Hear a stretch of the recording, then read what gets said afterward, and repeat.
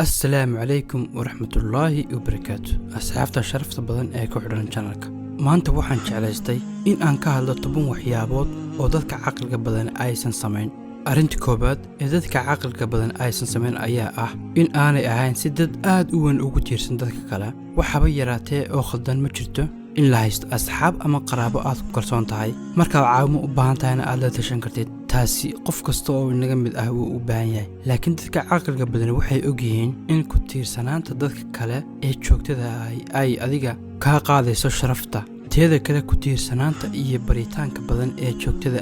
waxa ay marka dambe keentaa in dadka ay kugu nacaan. nicitaan kaliya ma imanayso ee marka dambe macal waxa imanaysa in ay aad ku yeesaan oo aanay haba yaraatee waxba ka soo qaadin. dadka caqliga yar waxa lagu yaqaanaa in marka ay caqabado ka hor timaado inay bilaabaan si ay u bariyaan dadka kale. hadda waxa laga yaabaa in caqabada ka hor timi aanay haba ahayn mid sida u sii weyn, oo haddii qofkaasi uu maskaxdiisa isticmaalo uu ku hagaajin karo kagana hortagi karo caqabadaas. laakiin kalsooni darro oo naftiisa ku qabin ayaa keenta in uu isla markiiba bilaabo inuu caawimaad weydiisto dadka kale. haddii aan u soo noqonno dadka caqliga badan, marka ay carqaladi ka hor timaado dadka noocan ah, waxa ugu horeeya ee ay bilaabaan ayaa ah inay eegaan caqabadu inta ay leegtahay iyo in caqabadan ay tahay mid ay iyagu keliyahaan kaga hortagi karaan. waxaa la caddeeyey in inta badan cabsidu ay ka timaado kalsooni darro inagu aan nafteena ku qabno. kalsooni darradaas oo qofka ka hor istaagta in aanu ku dhicitaan sameyn oo uu ku xalliyo problemkaas soo wajahay. marka halkii ay markiiba iska dhiibi lahaayeen oo ay bilaabi lahaayeen in ay dadka kale caawimad weydiistaan, waxa ay marka ugu horreeyaba isticmaalaan maskaxdooda iskuna dayaan in ay ku xalliyaan arrintaas. arrinta labaad ee dadka caqliga badan aysan sameyn ayaa ah in aanay u ogolaan in wixii hore ee soo dhaafay ay noloshooda haddan saamayso. waxaba yaraatee oo aan ka qaban karnaa ma jirto wakhtigii hore ee la soo dhaafay, sababtoo ah wakhtigaas wuuba tegey. wakhtigii la soo dhaafay waa kan inaga dhigay qofka aynu maanta nahay. haddii aadan ku qanacsanayn qofka aad maanta tahay, ma aha in aad dib u eegtid wakhtigii ku soo dhaafay. qoomamayn iyo xumaansho iyo canaansho aad naftaada u qabtiidna aad ku isticmaashid wakhtigaagan hadda jooga. marka halkii aad qoomamayn iyo iscanaasho ku jiri lahayd oo aad wakhtigii hore ku soo dhaafay aad ka fikiri lahayd, waxaa muhiim ah in aad bilowdid in wakhti xaadirkan aad hadda joogtid aad ka faa'iidaysato. wixii aad markii hore ku soo dhaafay ee aad samayn kari weydana aad hadda isku dadid inaad saxdid, noloshaadana aad hagaajisid. halka dad badan oo inaga mid ahay ay wakhtigooda ku isticmaalaan sida aynu sheegnaba qoomamayn iyo inaas canaantaan wixii hore soo dhacay darteed. waxa ay dadka caqliga badani marka ay fikrado noocan ay ku soo dhacaan ay markiiba isku dayaan in ay ku bedelaan fikrado ku salaysan waxyaabihii positifka ama fiicnaa ee ay hore u soo sameeyeen, taas oo maskaxdooda ka caawisa in ay markiiba isbeddel ku dhaco. isbeddelkaas oo ah in wixii negatifka ama xumaa ee maskaxda soo gashay ay isla markiiba ku bedelaan wax fiican ama wax positifa ee ay soo sameeyaan, taas oo ku caawisa in noloshoodii hore aanay saameyn weyn ku yeelan tan ay waqti xaadirkan ku nool yihiin. daawada, haddii aad tahay qof markasta ka qoomameeya wakhtiga badankiisana ku isticmaala wixii hore soo dhacay, waxaa talo iga ah in aad iska ilowdo wixii hore dhacay, diiraddana aad saartid hadda oo aad bilowdid dhismaha mustaqbalkaaga. qodobka saddexaad ayaa ah in aanay dayacin waxyaabaha iyaga oo muhiimka ah,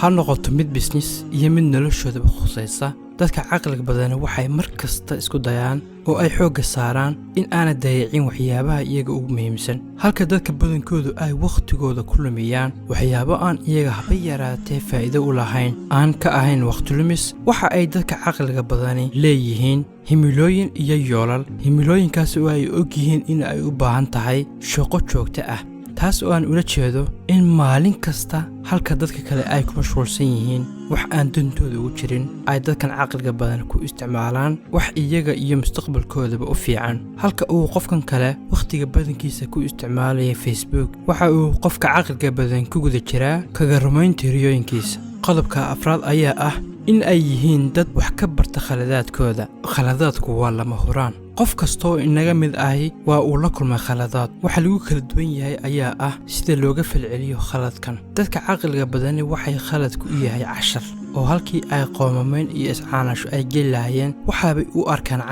casharkaas oo ka caawiya in ay wax ka bedelaan sidii hore. marka uu qofkan caqliga badan la kulmo carqalado ama wixii uu doonaya ay u suurtageli waayaan waxa marka ugu horeysaba uu isku dayaa ayaa ah in ay ogaado arrintan ka dambaysa khaladkan iyo sababta ay ugu suurtageli weeday ama sababtan keentay khaladka marka uu ogaado sababtan khaladka ka dambaysa waxa uu isku dayaa in uu wax ka barto dib dambena aanu u samayn dadka aan caqliga badnayn marka ay arrinta noocan ah oo kale ay ka hor timaado waxa ay bilaabaan in ay raadiyaan cudurdaar waxayna doortaan in ay si indho-la'aan ah u aaminaan xukunkooda iyagoon dib u eegin in waxan ay samaynayaan ay sax tahay iyo in kale taasi waxay keentaa in aanay dadkani waxan ay sameeyeen wax ka baran mar kastana uu waxan dib u soo noqdo 5 ma aha dad ka quusta ama ka rajo dhiga fikradahooda dadka caqliga badani kama quustaan ama kama rajo dhigaan fikradahooda xataa haddii aanay dadka kale ku raacsanayn ka tagista fikradahaaga si aad uga farxiso dadka kale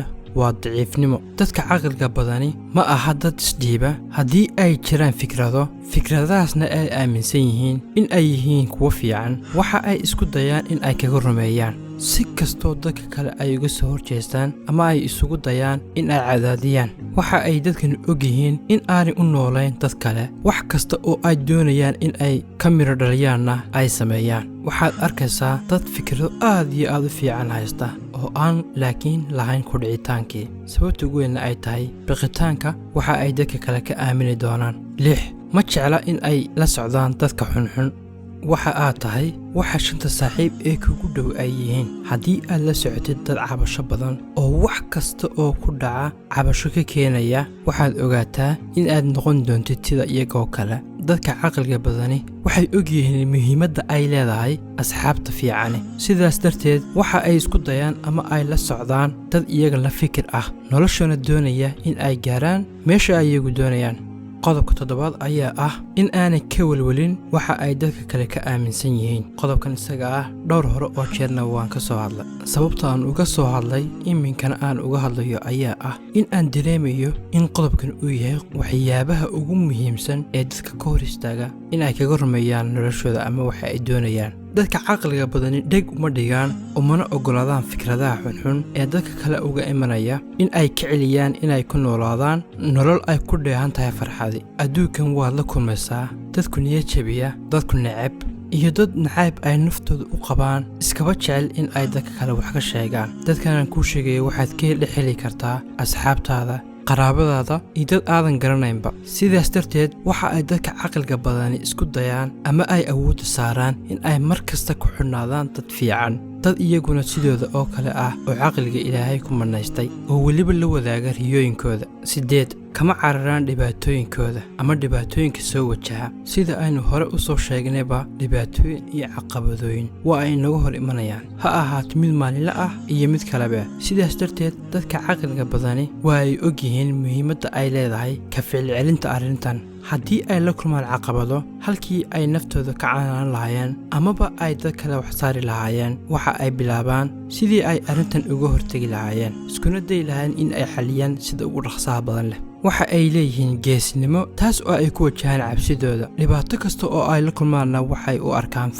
fursadda oo ay ku horumarin karaan naftooda 9 wakhtigooda kuma bixiyaan waxyaabo aan maskaxdooda u fiicnayn dadka caqliga lihi waxay og yihiin in ay iyagu maamuli karaan maskaxdooda sidaas darteed waxa ay mar kastaba isku dayaan in ay maskaxdooda iyo wakhtigoodaba ku isticmaalaan waxyaabo fiican oo positive ah waxaa la caddeeyey in qofka nolosha meesha fiican ka eega mar kasta ay noloshiisu noqon doonto mid fududaata halka qofka nolosha meesha xun ka eega ay noloshiisu ku dambayso qoomamayn iyo waxtar la'aan qodobka ugu dambeeya ee 10aad ayaa ah in aanay u dhaqmin si mas'uuliyad darro ay ku jirto dadka caqliga badan waxa ay isku dayaan in ay u qabtaan si ay mas'uuliyad ku jirto wax kasta oo ay doonayaan inay sameeyaan ma qaataan go'aamo khatar ah ama saameyn weyn ku yeelan kara dadka kale waxa ay noloshooda ku saleysan tahay oo ka buuxa caado dhaqameedyo yaryar kuwaas oo iyaga ka dhiga dad guulaysta caadooyinka yaryar waxaa ka mid ah in tusaale ahaan aanay jeclayn in ay mar kasta wax dib u dhigaan in ay yihiin dad oofiya ballanqaadidooda iyo in ay yihiin dad aan si fudud isu dhiibin oo mar kastana isku daya in ay kaga midho dhaliyaan riyooyinkooda haddii daawad fiidiyogan uu ku qanciyey like-ta iyo subscribe-ta naga ilaawin wassalaamu calaykum waraxmatullaahi wabarakaatu